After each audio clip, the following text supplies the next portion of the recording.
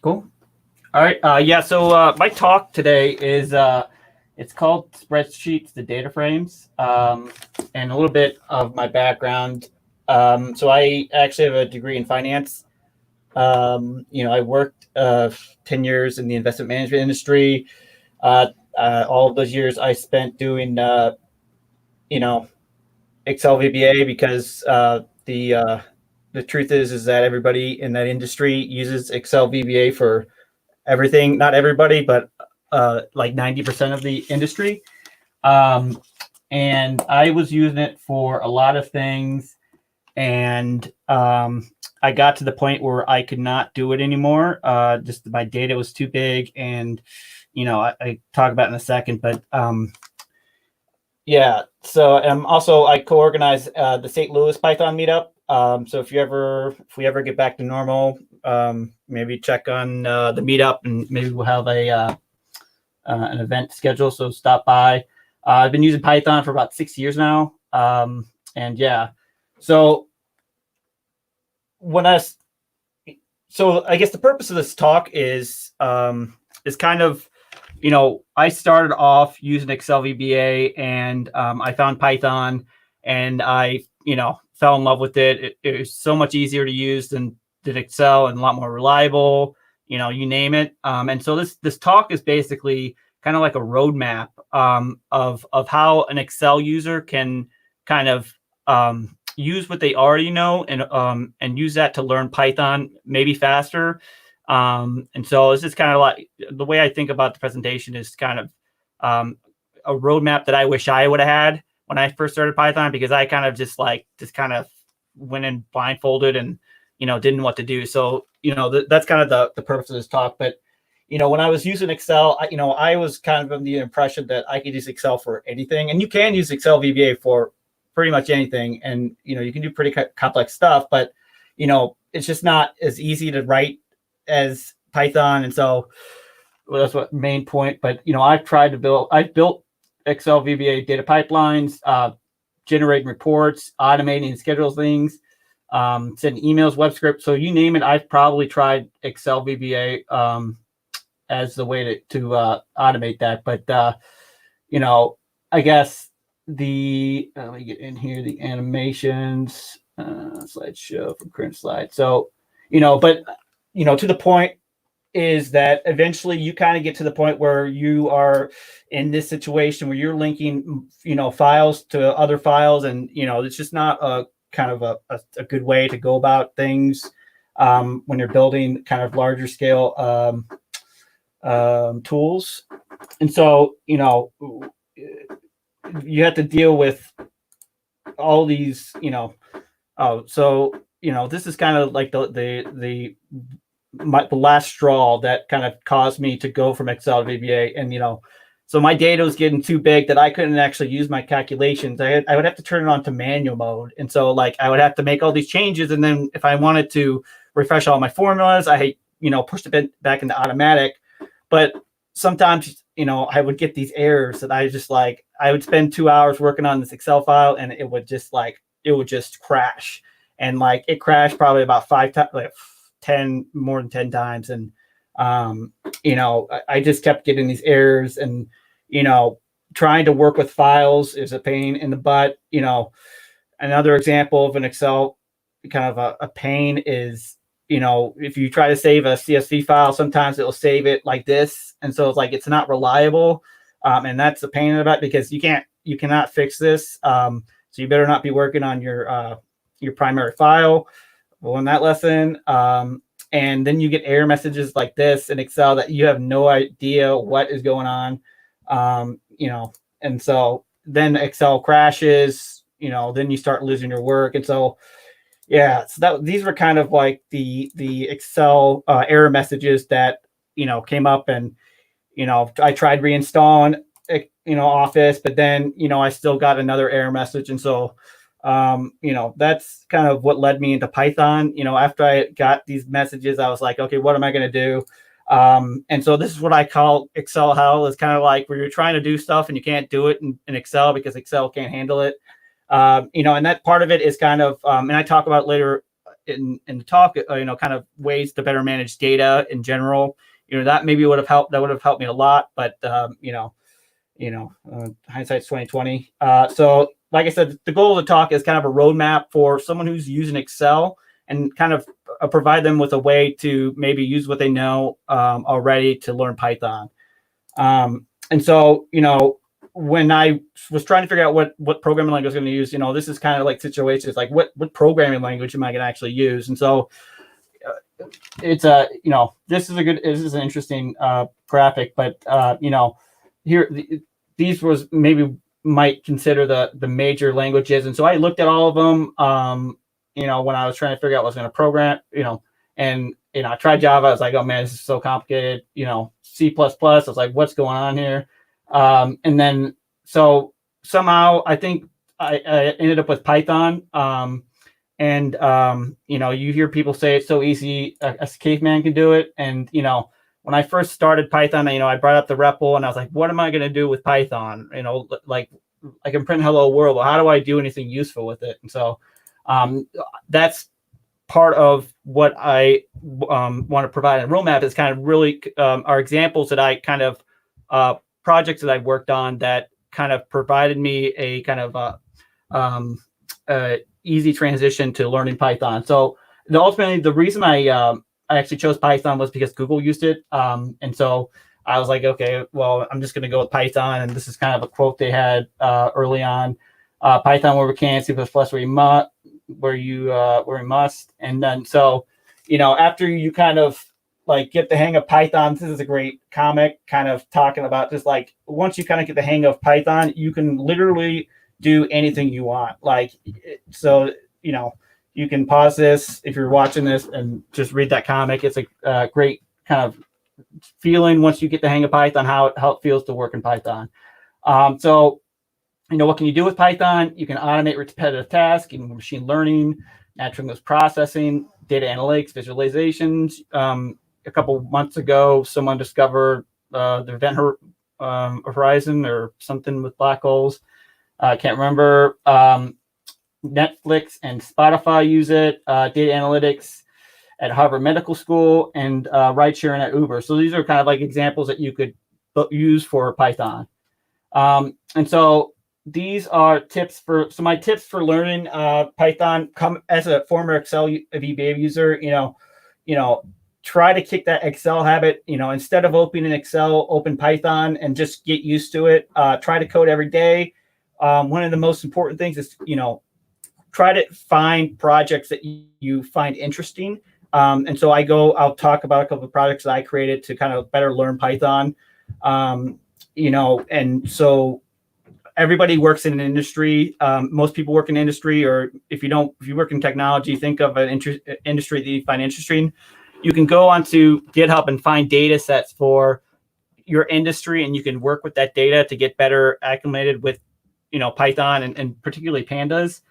So that, that's a great way to learn something. One of the projects I worked on, because I'm a finance background, was SEC filings, which is, the Securities and Exchange Commission. All public companies have to file, anything important about their company. They've got to file it. And so all the data is like, terabytes of data available, and, it's all unstructured data. And it's a great way, especially if you're in finance, to learn how to use Python better.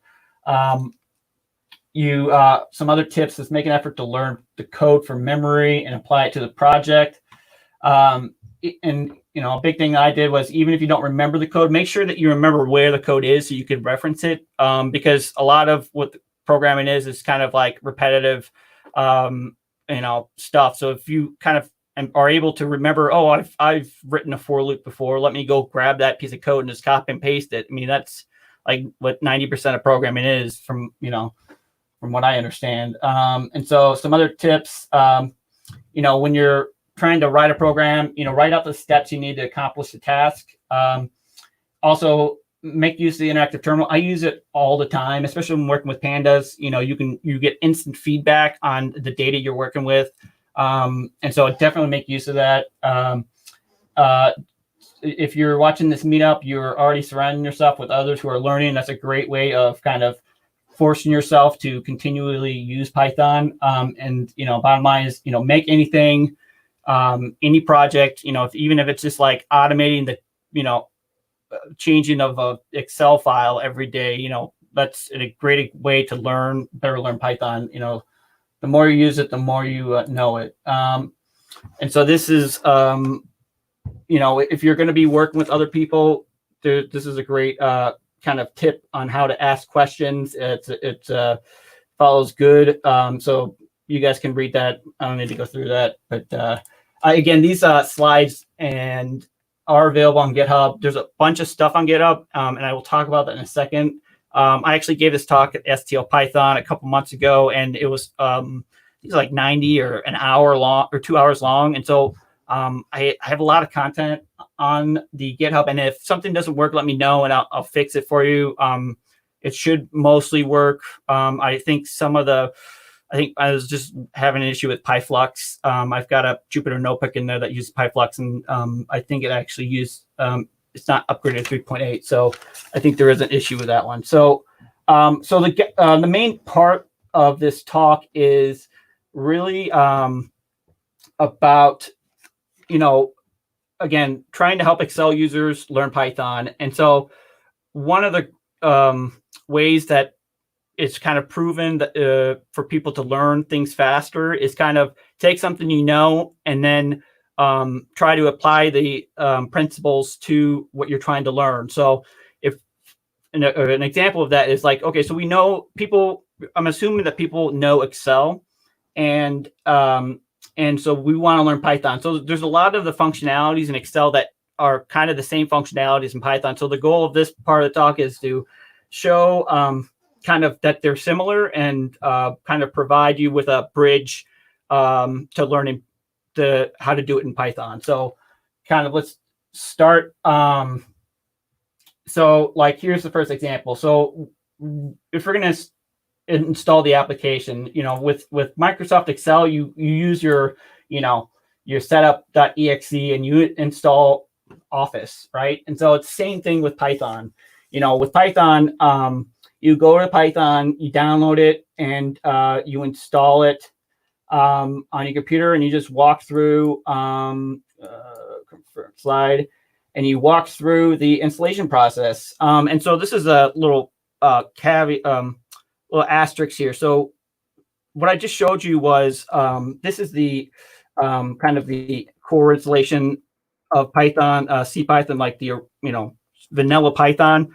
I use Windows just because that's kind of what I've used, and Anaconda distribution. This is my personal preference. Anaconda is a great distribution of Python, and I highly recommend it, especially if you're going to be working with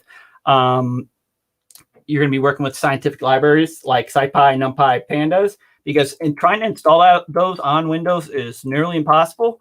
So I was just going to save you some time and just install and use Anaconda. It's the same installation process. I just install it in my C directory like this, and ready to go. So, just like, Excel, again, coming from Excel user, if I want to start Excel, how am I going to start Excel, right? Oh, we just click the icon, right? That's pretty simple. All right. So how do I do that in Python? So Python, you you can open up a command prompt, and you type in Python, and Python, after you install it, Python will start, and you can work with Python in the REPL. This is the interactive terminal. It is awesome. I maybe like have used this way like a couple times. So I don't usually use it. Typically, I use like a IDE. I prefer PyCharm, which is really awesome. You get some really cool features, and it kind of manages everything for you. And so again, I use PyCharm, pretty awesome. And so another nice thing with Anaconda, trying to kind of learn how Python works. And again, this is kind of coming from experience. It's a little bit difficult to kind of wrap your head around like Python in general. And so one of the nice features about Anaconda is that it comes with this a GUI, like a interface. And so you can click through the interface and kind of get the hang of like what are packages? How do you install packages? What's the, environment? Like it's kind of like a nice transition to doing that all through the terminal. So if you're brand new to Python, I would recommend checking out Anaconda Navigator. And so like Anaconda Navigator, you can launch super notebooks, you can create environments, install packages through it. And so it's really nice and an easy way to learn kind of like the different functionalities of Python, or that you can do with Python. And then once you kind of get the hang of it, then you start using the terminal, and then you're off and running. And so so we've figured out how to install Python. We figured out how to start Python, and so the next thing is like, let's work with some data with Python. So again, these are just examples. I would love feedback. If you guys have a better way of explaining this, I'm really open to input, but this is kind of like the way that I thought maybe would be a good way to bridge both Excel and Python. So, when you're using Excel, you kind of store things in cells, right? So if I'm going to store Google and then 3, those numbers, that's kind of like how I'd store it in Excel. And in Python, you can kind of think of that as like it's called a variable. And so, on the right side, we want to store the string goob in the variable ticker. We want to store the price in the price variable, and then we want to store 400 in the shares variable. So they're kind of similar, not exactly the same, but you can kind of think of them the same.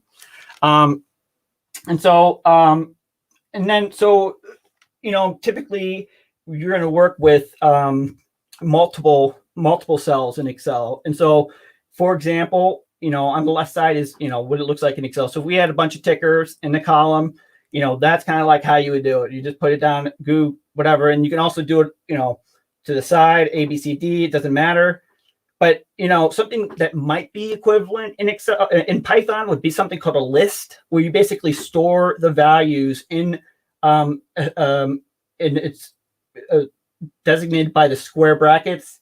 And you kind of follow the same. And so after you store it in this, then you can access the list in Python and do different things with it.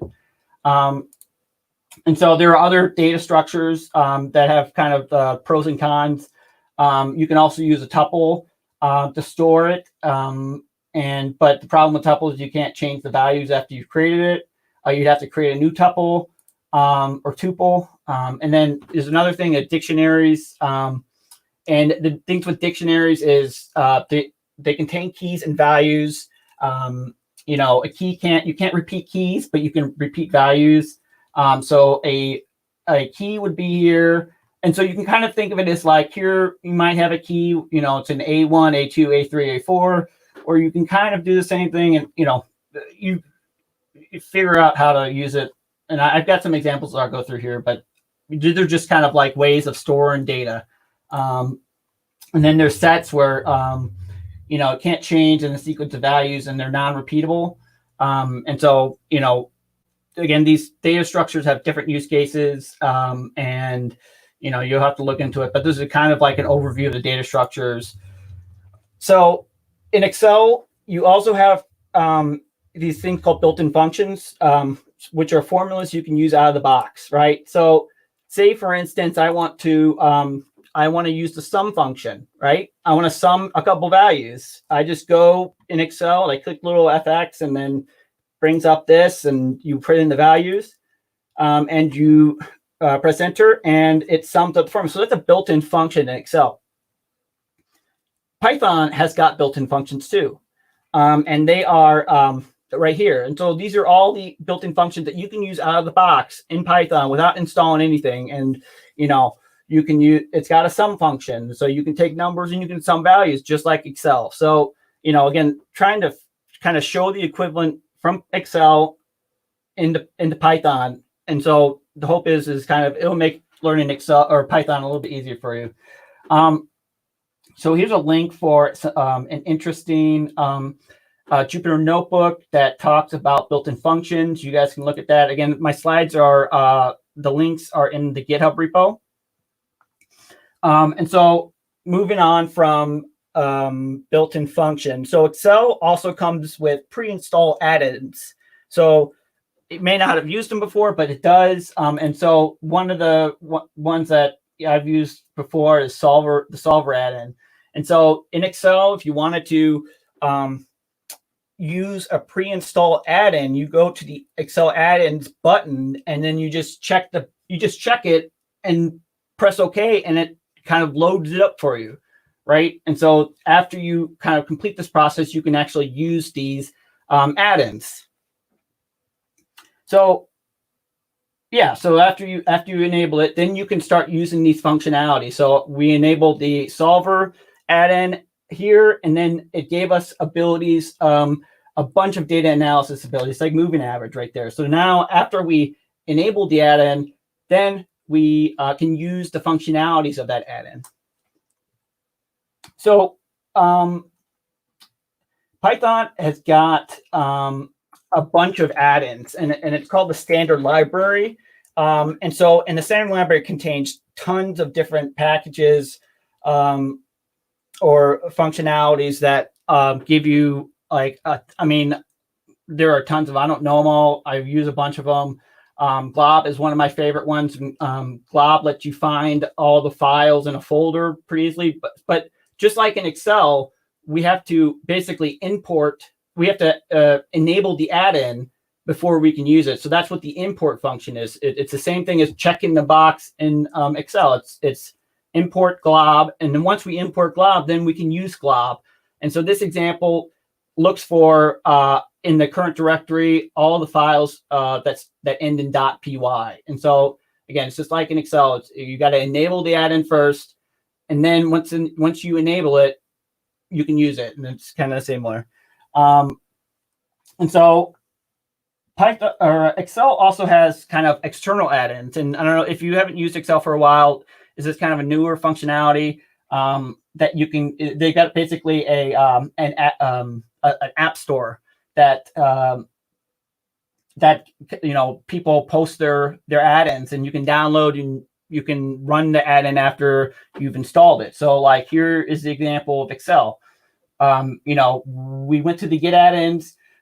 We searched for something that we wanted to add to Excel. Maybe it's Wikipedia, and then we just click add, and that enables the add-in for Excel. And so Python has got something similar. It's called the Python package index, or PyPy, and it works the same way. You can search for packages that you want to use. Most of the packages are on GitHub, but some are hosted on other sites, and you can actually go to the source code. But if you find an add-in that you want, you can just type in request, or you can type in the name of the package. And so this example uses request. So request is an awesome library for downloading content from the internet. And so if we wanted to figure out how to install the add-in for Python, we go to this website, pypy.org, and search for the package. And then once you find the package, it tells you how to install it. It says pip install request. So that's how you install a package for Python. And so, you can open up your terminal and then type in the command pip install request. And and this is how you install it. So it's kind of like the same. You have to figure out what add-in that you want. You need to, figure out how to install it. Typically it's pip, or you can use Conda. And then once you install it, then you can use it. And so actually, this is going back to Anaconda. The cool thing about Anaconda is it's visual, so you can kind of get a sense of all the different packages. And so you can actually search for the package in the GUI and search through there. So Anaconda's got its own repository that it installs from, but it's pretty similar. But from my understanding, it's built to it's optimized for Anaconda. So anything that you're installed with Anaconda should work. But this is an example of how to use the GUI and install the feed parser.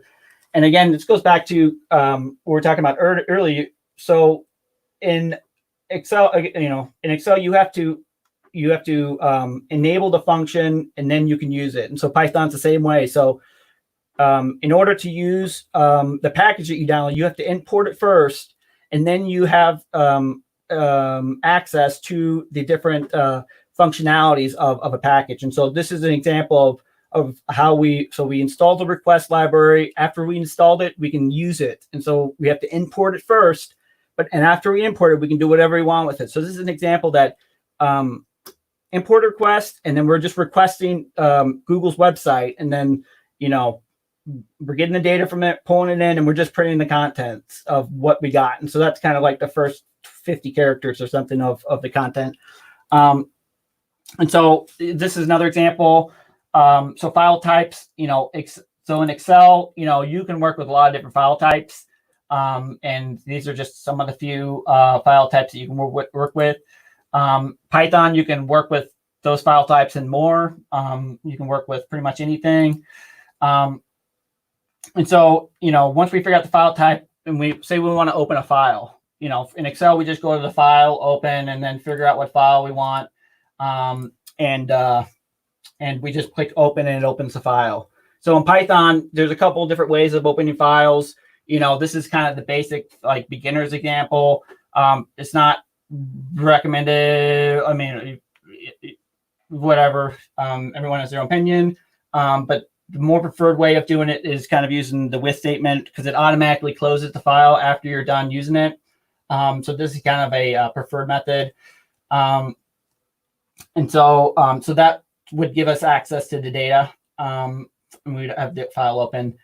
In Excel, so the next thing we'd want to do is we want to look at the data. And so Excel is pretty nice that it automatically displays the data right there in front of you. And in Excel, or in Python, we got to do a little bit of work. And so, again, this is using the simple open example. And so we want to see the data. We open the file, we go through each of the lines, we print the line. And so that's kind of like displaying the output of the file. It's just a simple example. Yeah, so that's displaying the data. And so another example of things that are kind of similar between Excel and Python is that, in the left side is Excel dates. You work with dates a lot in Python or in Excel, and, Python actually has built-in functionality. You can actually download kind of more advanced packages from the PyPy, but the datetime in the standard library does a lot of stuff that does most of the stuff you need. And so these are kind of some examples of how would I want if I wanted to print today, and if I wanted to parse a string and get into a datetime object, that's the second one. And then if you just need like now, like what's the current time now, that's how you do it there. And so this part is probably we're going to get a little bit more complex. If you're an Excel user, this is a word of caution that what we're about to discuss is a little, from my opinion, when I first started Python, it's a little bit complicated. And that's what's a for loop. It's called a for loop.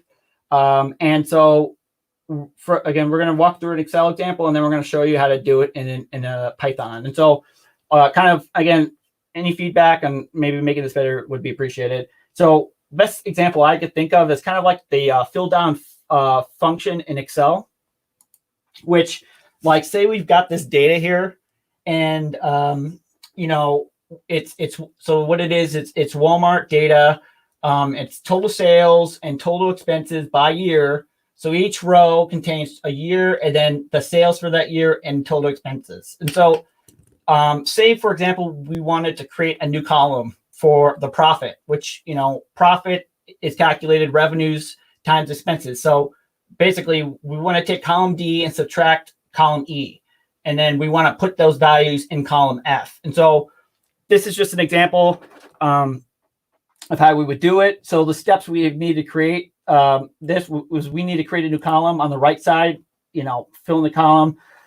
And so we would then create a formula, basically subtracts the cells from D and E. And then you press enter, it gives you the value, and then you fill down the formula for each of the different rows. And this will automatically fill the rows down with the formula and the relative cells. And so that's going to give us this value. So, another way of thinking about this is that for each row year in column F, we're going to subtract expense from sales. So now we're going to get into what Python and what a for loop is. And so a for loop is kind of like a fundamental concept that you got to learn. And once you learn it, you are ready to go on to the next difficult thing. So not difficult thing, but the next challenge, I should say. So say we have, so this is a simple example of a for loop. And so say we have a list of tickers right there. And we want to go through each ticker and just print it out onto the screen. So this is like the typical for loop in Python. This is it. It doesn't get it can get a little bit more complicated than this, but this is use it every day, all day. This is how you do a for loop. And so, if we're gonna basically what we're going through is we have the stickers here, and then we're saying for each ticker, and then we're going to print the value. So it's going to go one by one, Google, Microsoft, IBM, and Tesla, one at a time, and it's going to fill in ticker here, and it's going to print it out. So this is what the output is. So I like to use real example or more complicated examples. So if we go back to that Excel or that file that we used, that we saw before with the Walmart data, this is actually using that Walmart data. And again, these are in GitHub. This is under the 0-1 presentation examples. And this is 0-4 perform calculation, no comments. And so what this example does is that it's going to import some standard library that going to give us some functionality that we can use. The CSV file is going to allow us to parse CSV files. And the date time is going to allow us to parse the date.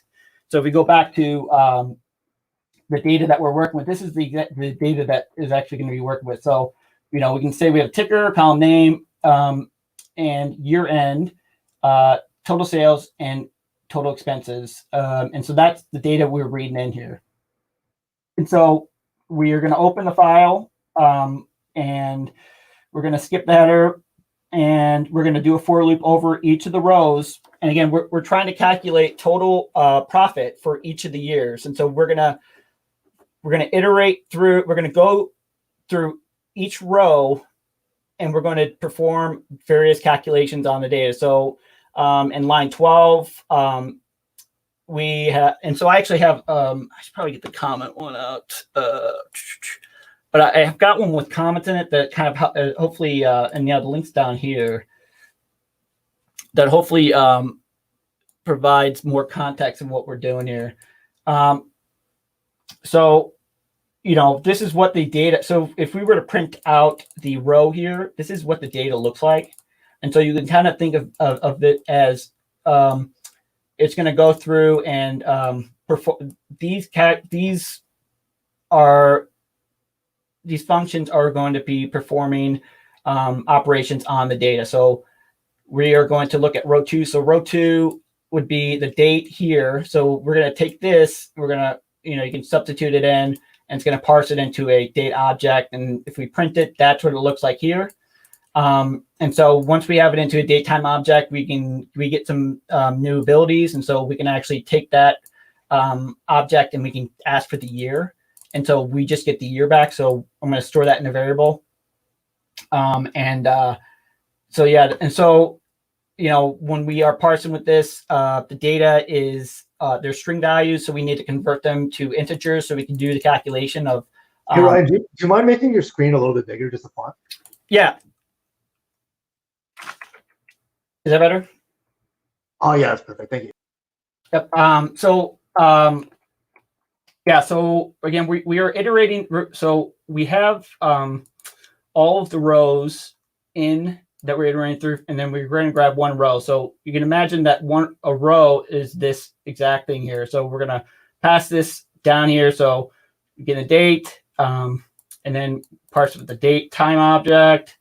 And then we need to, so we're going to look at row 3. And so this is kind of saying we're going to take the third item in the list, which is this right here, and we're going to convert it to an integer so we can do a calculation on it. So that's what we named it as row sales. And now it's an integer. We can do stuff with it, but we can't do stuff with the expenses because it's still string. And so once we convert number 4, which is expensive, we can now perform a calculation on that data. So we're going to basically take sales minus expenses, and we're going to store it as variable, and then we have that data available to call. So like if we ran the program, this is basically the output that would you generate here. And basically, again, you can run the example. I don't know if I want to run it. I heard not to do live demos, but yeah, this is going to be output. And again, if you have any problems or any questions, feel free to reach out to me. I'm happy to help you. Just got to message me, and I'm willing to help. So that's the example there. And so I wanted to show a kind of a vanilla Python example because so this is vanilla Python. It's a little difficult. I'm not going to lie. And so I don't typically use if I'm doing data analysis, I don't typically use vanilla Python like this. What I use all day, every day is just Python package called Pandas, and Pandas is pretty awesome. And it makes working with especially like comma separated values or Excel files or any types of it makes working with it like a breeze. And so this is kind of an example of Pandas. And so again, what I tell people, Pandas is like its own language. And what I did was I learned Python first, again, the core function in Python, and then I kind of went to Pandas because Pandas is a little bit complicated. It's not like Python. It's got its own syntax. So just be aware of that. And there's a lot of the similar function objects work kind of the same way, but it's a little bit, it's different from Python. It's just a warning. It is. And so kind of a tangent here. One of the ways that I learned Pandas really well is by kind of figuring out a project to work on. And I actually, again, those SCC filings that I mentioned before was a great way that I learned how to kind of use a lot of the functionalities of Pandas. So I'm really kind of like well-versed in Pandas after, parsing unstructured data from these SCC filings. So if I could recommend anything, is kind of find a project that you can, and data that you want to work with, and just kind of like manipulate data with Pandas. And that's how I learned Pandas. But this example, it's really awesome. Again, Pandas is awesome. This does the exact same thing as these lines did up here. So in 19 lines, we can accomplish in 10 lines. And so what we're doing here is we're reading a CSV file. And then in line 9 is kind of like how you work with Pandas data. And so we're going to reference the total sales column, and we're just going to subtract everything from the total expenses column. And then we're going to store it in a new column called total profit. And so that's all. And that's, I actually didn't even show how to save this file. I didn't even show how to save this because I didn't want to. It's too much work. So again, I typically use Pandas, but again, it's a little complicated. And it's not like Python, so it's kind of like its own language. So just be aware. And so this is actually what the output looks like in Pandas. And so what we did was we created a new column. This created a new total profit column, and we actually saved it as well. Again, I've got links here with examples that are have got more comments in them, and a couple more examples, and just showing different ways to do it. It's like in this one, I show how to kind of calculate the profit margin for the data, and then sales growth. So those are kind of like when I was working these funds. These are type of calculations that we did. So here's a few examples. Again, this is links provided in the presentation. We only have 2 more error messages. So Excel, you get error messages, and you get these pop-ups that tell you something's wrong, and you gotta, how would you figure out how to solve this problem, right? Well, you typically just go to Google and you search for it, right? You just type in what the error message is, and then you find the solution. That's pretty easy. Well, Python is the exact same way. You basically, when you're reading an error message, it works from the bottom up. So basically, the last line is basically what is wrong with it, typically. And so you can basically take that last line and you can search it on Google, and you will find probably 1,000 answers to that same question. I mean, people have asked the same question as many ways as you can think of. And so they're very similar, the ways those work. And so this is another thing, file version history. Excel actually has file version history. I never really used it, but this is just kind of like a recommendation. You can check out Git. Git is kind of file version history, and it's will save your butt if you're working with files. And so that is that part of the presentation. I guess I can walk through the repo real quick. It contains a ton of stuff, and so what the repo actually contains is are examples of my projects that I created in order to better learn Python. And so this first folder contains examples from the presentation. One of the first projects that I worked on was a Selenium example. So I'm always like looking for data on the internet because we always are using data in the finance markets. And so this example, basically, I saw data that I wanted from internet, and I figured out how to export that data in. And just so happened that data was written in JavaScript. So you can actually use like something like the request library. You have to use something like Selenium because of just the way that the HTML renders on the page. So that was like one of the projects that I used to better learn Python. I actually created another one where it's like there's this website called Safari that's got books on it, and I was like, oh man, wouldn't it be nice to read those books as PDFs? And I was like, I'll just create a Python script to download books. And so that's that example. And so then this is kind of like the roadmap I was trying to talk about at the beginning. It was these are kind of like how I progressed to better learn Python. And so after got the data from the internet, then I ran into the problem. It's like, I got a ton of data. I got to download now. I got data that I can't handle with just one Python process. And so, then I started looking into the message queues are pretty awesome. Celery basically lets you download stuff concurrently or multi-process very fast. So you can download things 8 times faster than, if you've got an 8-core processor. So that's pretty awesome. And so, these other analysis and visualizations. So if you want to check out some visualization stuff, there is some Jupyter notebooks in here that got some really cool visualizations using like Matplotlib. And so these examples contain just everything, like any type of example you could think of. So like this one contains just like all the different ways you can graph stuff in Python, right? And so this is another one. This is visualizing sport data. So that's in the visualization folder. And then so in the other analysis folder, if you're kind of like a data scientist or you want to look into data scientist, these ones actually contain some really interesting like regression type analysis on like sales data. This one, dynamic linear regression. Again, these ones, they don't work, but you might be able to get the gist out of it because these are, I think, PyFlux is only written for Python 3.5, and I upgraded everything to 3.8, so you might have a problem with PyFlux, just FYI.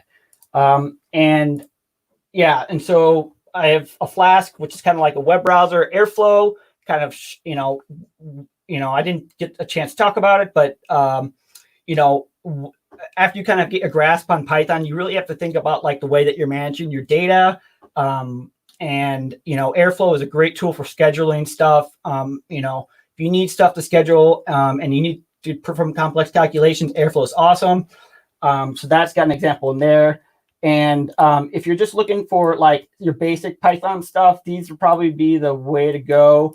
And these just contain the pandas, data analysis, data visualization. And in here is actually a notebook. So if you want to check out some Pandas stuff, I definitely recommend Daniel Chen. If you search his name on YouTube, he's awesome. He's got like 3-hour presentations on Pandas, and he will show you everything. So this is just a notebook from one of his tutorials, and it contains kind of like some of the more complex Pandas stuff on here. So like melt, filtering stuff, pivoting stuff. So that's a great example. Some more, and this is kind of like some of the like basic Pandas functionality. So if you kind of like definitely if you look through the Jupyter notebooks, they contain a lot of stuff, and so like just kind of stuff that I thought as an if I was first starting out, this is kind of stuff that I wish I kind of like would have had in one place, and so that's kind of like what this repo is. And again, if you find something that's wrong, just message me on LinkedIn. I'm in a Chippy Slack, and I'm happy to help. If you have any questions, I am happy to help. Again, one of the nice things about the Python community is everyone's really nice. And if you ask for help, people are going to help you. So, don't be afraid of asking for help. And people are very friendly, most people. So that's pretty much it. I guess if anybody's got any questions or, Great. So we have. Thank you very much. That was an awesome talk. I cut it short. I got more stuff. If you go down to slides again, this is like a 90-minute talk. There's a data management slides. These are all slides, and then these are links to the code for the Jupyter notebook. So again, if you have any questions, feel free to just message me. So one question we have from Ali Sivji. Are there any resources or suggestions on learning Pandas? Or is doing it just the best way to do it, or yeah? And so that is the best way to do it. Again, so Daniel, like I said, Daniel Chen has got like a 3-hour tutorial that he walks through, and he doesn't do just like basic stuff, but he also shows you kind of like some of the more advanced stuff, like the melt stuff, and so he does that stuff. But if the only way that I learned Pandas was by doing it, like it was by trying to working with data. Like I said, I used the SEC filings, I got the tables, and I just tried to extract those data, like it was unstructured, complicated data. And that's how I learned it. Like, and I can do it from memory now. And so, again, and don't be afraid of like trying to, don't be afraid to like reference stuff that you've done before, because, it's complicated. It's tough stuff to learn. So don't be afraid. Cool. So is there, so if you're new to Python, and let's say you're really good at Excel or have been using Excel for a long time, and you want to make that jump, it looks like that. Like, what other resources might you have, or advice would you have to them in order to make that jump, rip off the Band-Aid? That Anaconda studio looked pretty neat. No, that's I mean, and the Anaconda is nice because again, you don't have to deal with some. It's kind of a pain point in Python. The Python community is packages, and so Anaconda kind of it's very beginner friendly, and I would totally recommend it. You can actually install it on Linux and Mac, and again, you can launch the Anaconda Navigator to kind of get a feel for like what are the different things that you can do with environment and stuff. And so once you kind of get the hang of that, it lets you install packages using the GUI. And so, I highly recommend it. But there are other ones. I don't know what they are, but there are other ones. Great. And are there any integrations? Like, would you ever use both Python and Excel with the same project? Yeah, I mean, so way that I use Python and Excel. So especially when I'm working with stakeholders or business users, they are very, very keen on working with Excel. So, they will be sending you Excel files, and you will have to look at the Excel files. And, I still use Excel a lot to look at the data, especially if it's, manageable, because it's, nothing is, it doesn't get as easy as Excel and opening a file and just looking through the data and maybe even performing some sort of calculations. And then, really what I decide is when I want to use Python is when I want to like automate. If I want to automate something that's something repetitive over and over, that is kind of when I jump into Python. Or if the data is too big, I will jump to Python. But yeah, I still use both of them. I don't use Excel nearly as much as I used to because I've kind of learned how to do it in Python. But yeah. If anybody's got questions on like, oh, how would I do something, like, I'm happy to help. So just got to message me, and again, it pretty pretty open for anything like that. Great. Thank you very much for your talk.